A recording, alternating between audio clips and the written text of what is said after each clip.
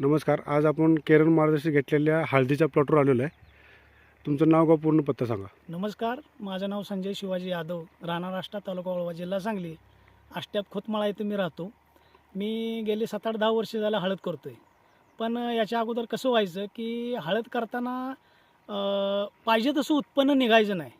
तर आम्हाला मार्गदर्शक सतीश माळी भेटले. त्यांनी पहिल्यांदा प्लॉट बघितला. त्यांनी सांगितलं, मी सांगतोय जसं तुम्ही करा. मग आम्ही त्यांच्या मार्गदर्शनाखाली करायला लागलो हळद.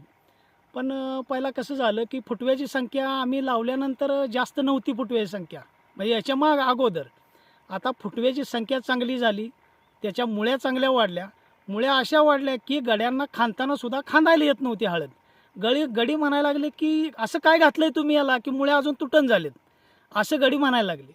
नंतर मग हळदीचा जो खर्च जो आहे तो पण कमी झाला आमचा. कारण त्यांनी काय सांगितलं, तुम्ही जे पैसे जे याच्या अगोदर जे घालवत होता ते तुम्ही बाजूला ठेवा, जास्त घालवताय ते.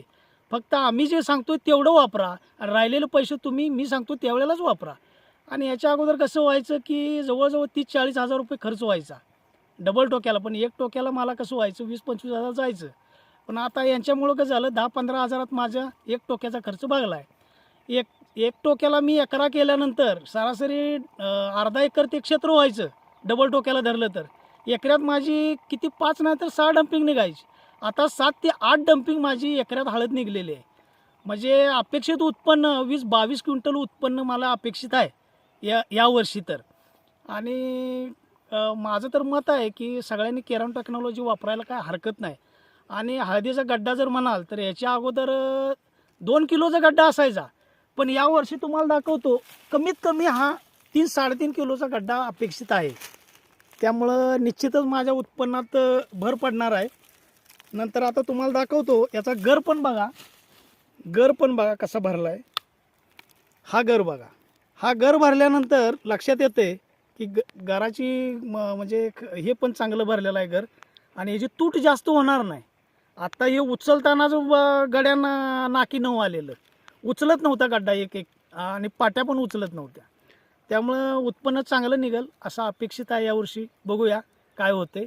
दरवर्षीपेक्षा तुमचं उत्पादन खर्च कमी होऊन हो कमी झालाय. खर्च कमी झालाय. हो. शिवाय उत्पादन किती क्विंटलची वाढ झालेली आहे आता ह्या हिशोबाने? ह्या हिशोबानं जर म्हटलं तर गेल्या 5-6 वर्षात माझं एक 10 ते 15 क्विंटल हळद निघायची. 12-13-15 एक टोक्याला एकरी.